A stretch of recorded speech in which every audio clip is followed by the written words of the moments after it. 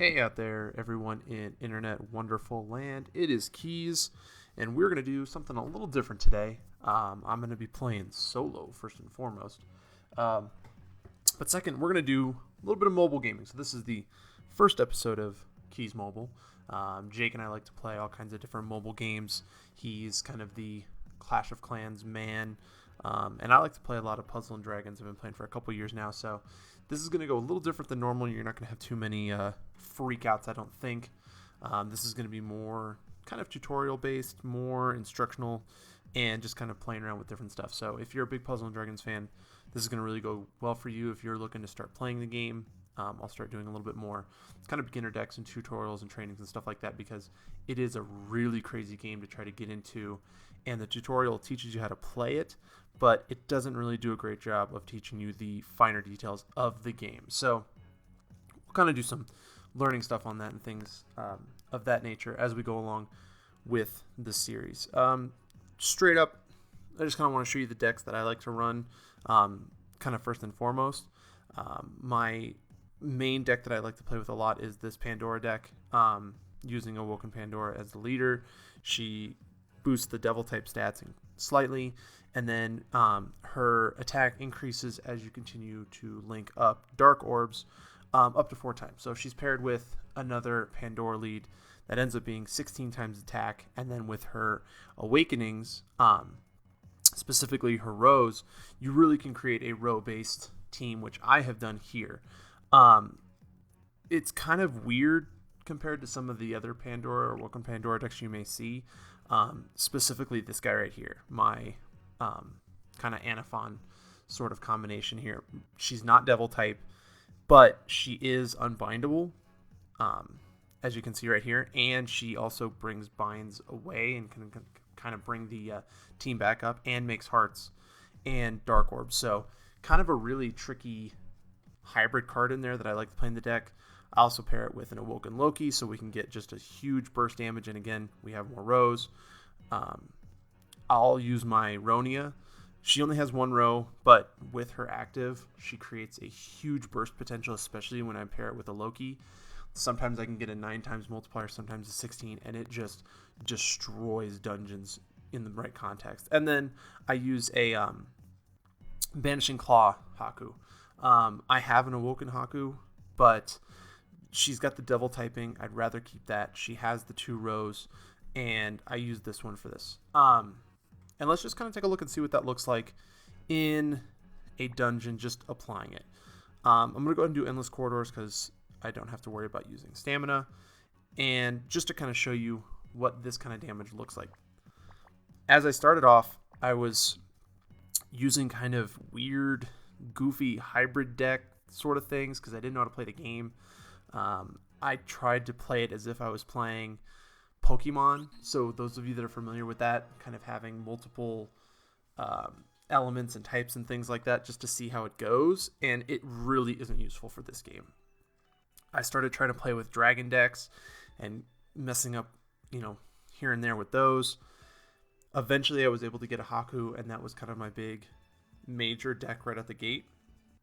And then eventually started playing with a couple different decks and got to the point that I'm at now. So just to show you just the sheer normal power of this particular lineup, usually if I'm looking at an orb or a map in which I have 6 of my dark orbs, I know that I'm at least in a good place to get a really decent shot, mostly because of the rows and the multiplier. So let's go ahead and get that real quick. Oh, not the greatest play right there, but right at the gate you have a 9 times multiplier, and that's going to give you just such a solid burst with all of the rows that are on this team, combined with the devil boost that Pandora brings us.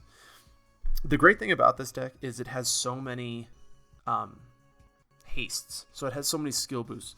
For example, if I play this Pandora here, not only is she going to create dark orbs out of the wood and heal out of the light orbs, but she's going to boost all the other skills by 1. So this particular team isn't max skilled yet.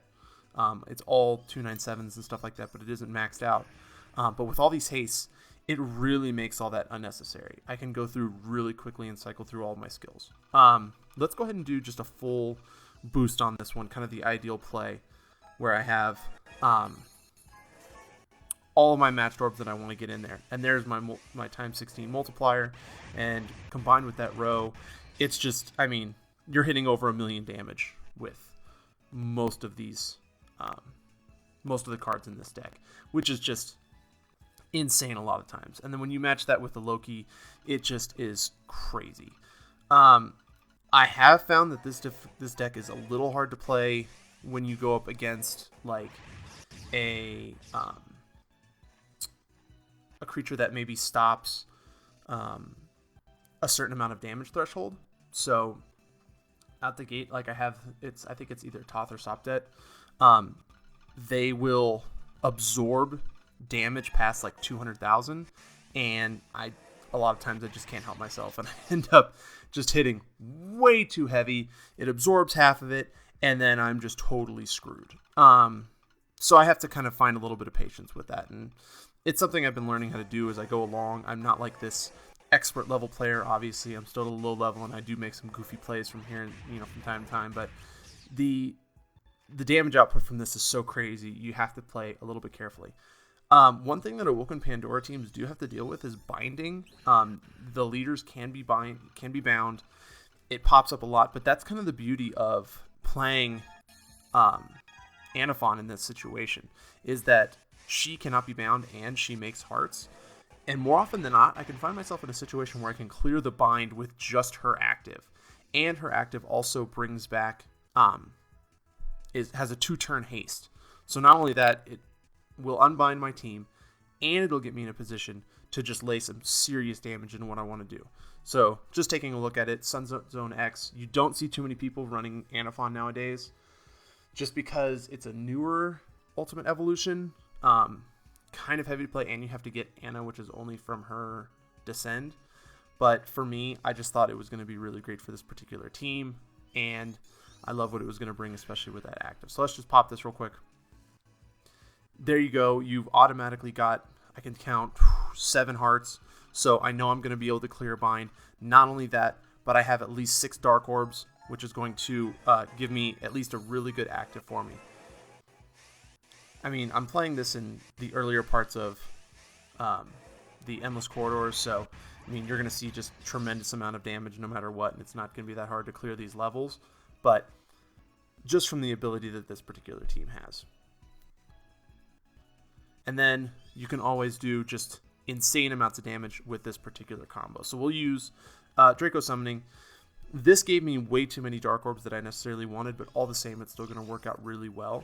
And then let's just play Awoken Loki just to see how nuts this damage multiplier is going to be. So my ideal setup with this particular active is hopefully where I have a row of Dark Orbs, a row of Fire, row of Dark, row of Fire, row of Dark. It only gives me the 9 times multiplier, but it gives me enough of a combo to get past some of those combo threshold leaders, where if you have to say get a combo over 5 or over 4 or over 6 or something like that, I can usually get away with that using this active, and then chances are I'll get a Skyfall if I get lucky. This is not the ideal layout necessarily, but let's see if we can just get 3, 4, 5. Let's see if we can get a 3 combo of the red down here of the fire, and then just do a 6 in the middle, and then kind of break that up a little bit. So let's see what that will do to our damage right here. So we've got 16. We've got a bunch of rows going on in here. Just taking a look with the ultimate, you're hitting in the 4 millions, 5 millions, easy. with Ronia and Haku and Pandora, it's just, it is so overpowered at times, and it's really easy to activate that. As long as you've got those ready, and with all those hastes, I mean, that's just automatic. So I like to run that team a lot. It's the one that I usually do as a default. But another team that I've been playing around with lately is kind of is my Anaphon team. So let's take a look at what's going on over here. Did I get a mail invite? Ooh, I got a Flampy. All right, that's right. So we've been we're in the middle of a Descended challenge, and I've been working through that. I think I only have, let's see, I have one more left to do, and that is the, I have 2, sorry. So I have Tamikazuchi, sorry, I'm butchering the pronunciations on this, I apologize. And then I have Star Justice Descended. One of the other teams I used to run a lot as I was first going through this. I have a Bologna team that I play with every so often because it just gets so ridiculous sometimes, especially with the combinations I can do. Still playing with that one. I keep my Awoken Haku team up here. I don't really use it all that often. Just kind of whenever I'm playing around, I want to have fun with something. I've also run a Verdandi team a lot. And it was kind of the first team that got me over the threshold for what I needed to do in the game. Especially with the amount of Lubes I have. I think I have 3. So I was able to get so many TPAs with this particular team, and then pairing it with either a GZL or, in this situation, an Awoken Freya, I was able to get some huge combinations. But I stopped running this team just because the weakness of so many green actives on this particular situation, like, I don't know.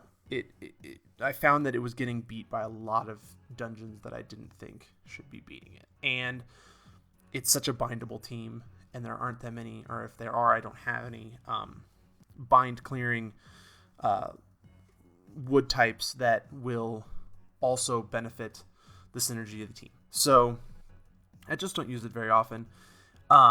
This is the team I've been playing with a lot lately, just kind of messing around with it, and I'll come back to it in a minute. I keep an Awoken Raw team up here just to mess around. I'm going to start playing around with the Fenrir team a little bit, just kind of seeing how I go with it. I don't know if I've got the right subs for it just yet, but I'm going to play around and see how it goes. Let me know if you guys want me to play with that one a little bit more. I know that Awoken Sakia is a really popular lead, or at least it's been in the meta for the last couple months. I just recently got one.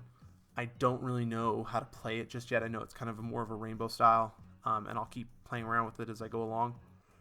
Just haven't gotten the right subs for it just yet. And then I just recently got a Krishna and got it up to Divine General Krishna. I never really played with a fire lead before. I've never done that much. I don't know how it's going to go. I might play around with this as I go along as well. But I kind of wanted to show you this particular lead, this particular team combo. And the way that I pair it is really goofy, and it makes some crazy attack when I do it properly. So just to give you a breakdown on this team, we have, here you are, Chaotic Black Dragon Bat Armor Ana. So if you combine a Typhon, you can evolve it with an Ana or an Ana, and then it gives you this. You keep the same active, the Sunset Zone X, except it adds an extra haste. So now you get to boost things by 2 turns, which is always beautiful.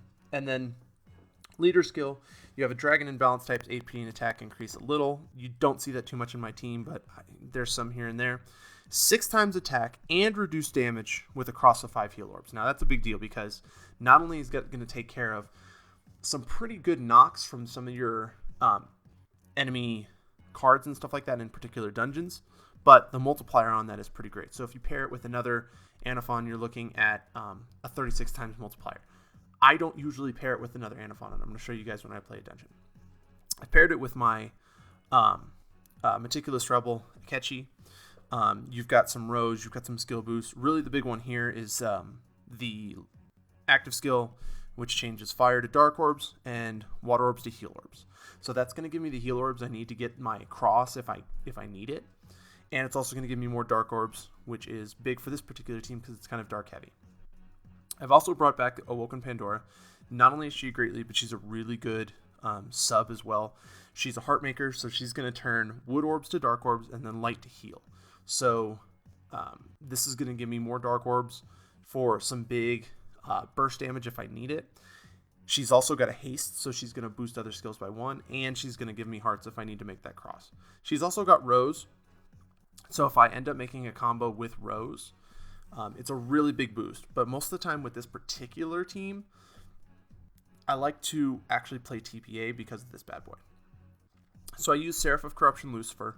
He's got huge HP, which is great for this particular team because otherwise it's going to be real problematic with their HP. And he actually has all of these auto recoveries as well. He's also running 3 TPAs, so if I end up getting in a situation where I can play a couple TPAs along with my combo, it's huge outburst of damage, and he's a heart maker. It takes 22 turns because I haven't max skilled this yet to get that Morning Star, and I don't use it too often. But when I do, it's really effective. And then the last person I paired in here, and this is kind of just a weird play, and it works out with the kind of team I run when you see who I pair it with usually. I have Afterglow, Destroyer, Dragon, Apocalypse. It gets boosted by the fact that Dragon gets boosted thanks to Anaphon. It's also a Heart Maker, and it also makes Light and Dark Orbs, and it has a haste. So it kind of fills that void that I need of making hearts. It gives me some Dark Orbs. Every so often, using those Light Orbs is going to be to my advantage. And then it also has some TPAs, some rows, so it just kind of provides that boost. So I'm going to go ahead and see if I can run this in a dungeon real quick. I don't think I have the stamina for Tamandra. Let's see. Let's just run just a traditional dungeon real quick so that I actually have a chance to potentially not do so hot. But I have to do it within 28. So actually, let's do Starlight Sanctuary. Let's do King of the Gods. This is always kind of that benchmark particular one. And this is actually going to get the chance to show the carryover on this particular team, because if you are able to beat a level or a floor with the standard plus, it crosses over, so you can keep that combo. Now, the traditional thing is to try to pair it with the same lead, so try to get another Anaphon. I only have one lead, and I actually friended them recently. You just don't see it very often, but what I like to do, and this is kind of weird, I pair it with Renove, which also has a cross combo and does a 4 times multiplier. So if I just reach just the cross, I get a 24 times multiplier. But if I'm able to get more attributes along with that, I can usually max it up to a 60 or a 72 times multiplier just from making 3 additional combos other than the heart. So it's just a huge burst. It is crazy how quick I can get through this. And I'm playing with a teammate who has theirs maxed out. So the turnaround on this is only 3 turns for their active skill, which creates 2 non-wood orbs to heal and then changes Jammer and Poison Orbs to wood orbs. I know with my particular team, sometimes it doesn't have the best synergy, but surprisingly enough, I can get at least a 60 with most of my combinations here. So let's just run this, and I'm going to show you what this will look like. And this might actually boost my experience up to give me a level up, so that'll be a nice go. So looking at the board right at the gate, I only have 5 Heart Orbs, and I want to get that plus right out the gate as fast as I can, because even if I don't get my full combo, I'll probably be able to clear these lower level monsters out, and it'll cross over, and then I can just keep running combos all day. So let's go ahead and use Renove's active here, and then it'll give us the 5. I'm still trying to play this particular style. It's different for me to try to play heart matching. Obviously, I didn't get a huge combo with this, but I was able to at least get my times 24, which will clear these guys out. And as you'll see, it'll actually cross over through the next level. So at this point now, all I have to do is combo at least 3 different types. And because I do have every type here represented, it's not too difficult. So you're going to see right out the gate, that's a 72 times multiplier and a 6 combo.